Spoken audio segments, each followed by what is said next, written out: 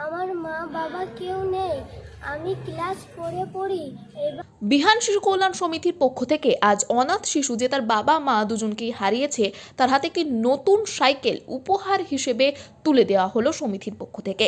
শিশুটি সমিতির কাছে আবেদন জানায় একটি পুরনো সাইকেলের, কারণ তার বিদ্যালয়ে হেঁটে যেতে খুবই কষ্ট হচ্ছিল এবং টোটো ভাড়া দেওয়ার মতো সামর্থ্য তার নেই।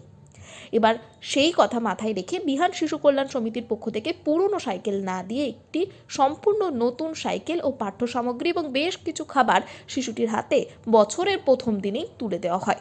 বছরের শুরুতেই এত ভালো একটা উপহার পেয়ে শিশুটি হাসি মুখে জানিয়েছে যে সে অনেক ভালো করে এবার পড়াশোনা করবে। এ বিষয়ে আরও কি জানা যাচ্ছে দেখুন বিস্তারিত। 24 আওয়ার্স আরামবাগের রিপোর্ট।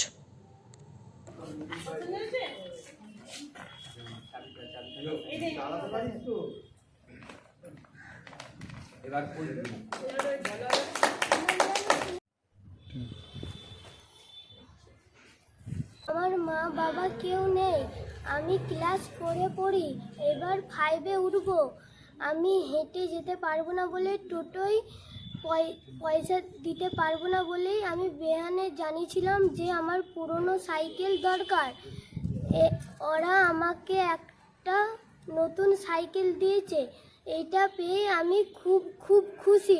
এবার আমি আরও ভালো করে পড়াশোনা করব। শিশু কল্যাণ সমিতি এই বাচ্চাদের পাশে দাঁড়িয়ে তাকে একটা সুন্দর উপহার হিসেবে এক নতুন সাইকেল দিল, যেটা তার স্কুলে যাওয়ার পথে অনেক সুবিধা হবে। আমি আশা করব এরা যে বাচ্চাটাকে যে সাহায্যের হাত বাড়িয়ে দিল সেই বাচ্চাটাও বড় হয়ে পড়াশোনা করে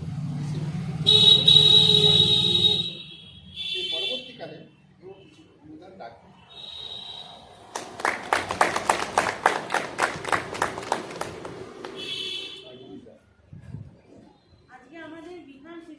সমিতির পক্ষ থেকে এই বাচ্চাটিকে তার প্রয়োজনীয় একটি সাইকেল উপহার দিয়ে বছরের প্রথম দিন আমরা বছরটাকে আরও সুন্দরভাবে নিয়ে যাওয়ার জন্য শুরু করলাম।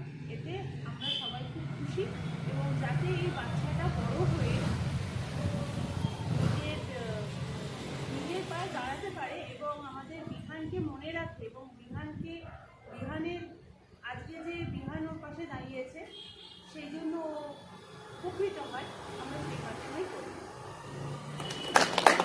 টিউশন যেতে পারছে না এবং সে যে টোটোই করে যাবে সেই টোটো ভাড়াও তার কাছে নেই। বাচ্চাটার একটাই আশা ছিল যে পুরনো যদি কোনো কারো একটা ভাঙা সাইকেল বা কোনো কিছু চলার মতো থাকে সেটাকে সে তার হাতে তুলে দিলে সে তার পড়াশোনাটাকে চালাতে পারবে। কথাটা শোনার পরই আমাদের মনে হলো যে সন্তানের বাবা মা নেই তার জন্য বিহান আছে, তাই বিহান যখন আছে তখন কোনো সন্তান অনাথ নয়, তার বাবা মায়ের মতো ভালোবাসা বিহান উজাড় করে দেবে। তাই বিহানের সমস্ত সদস্যরা চেষ্টা করে একটা নতুন সাইকেল শিশুটির হাতে তুলে দেওয়া হচ্ছে আজকে নববর্ষের শুরুতে এবং শিশুটির মুখে হাসি ফোটানোর চেষ্টা করা হলো।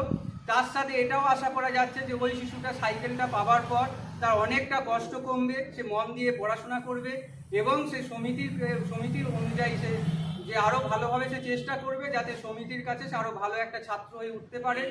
সন্তানের পরে মন বসছে না, প্রচুর পরিশ্রম করেও আপনি আশানুরূপ পারিশ্রমিক পাচ্ছেন না, যার ফলে আর্থিক সংকট আপনার জীবনে দুঃখ এবং চাপের ছায়া ফেলেছে। দেনার ভারে জর্জরিত স্বামী স্ত্রীর মধ্যে প্রতিনিয়ত ভুল বোঝাবুঝি বেড়েই চলেছে। নতুন বাড়ি কিনেছেন কিন্তু সেই স্বপ্নের বাড়িটা যেন আরো দুর্ভোগ নিয়ে এসেছে আপনার জীবনে। আপনি ভাবছেন সস্তায় পাওয়া বাড়িটা নেওয়াটাই কি সঠিক সিদ্ধান্ত ছিল? এমনই সব দ্বিধাদ্বন্দ্ব এবং জীবনের কঠিন মুহূর্তে আপনাকে সঠিক পথে পরিচালিত করবেন আন্তর্জাতিক খ্যাতিসম্পন্ন স্বর্ণপদক ও স্বর্ণ মুকুটপ্রাপ্ত ডক্টর অজয় শাস্ত্রী।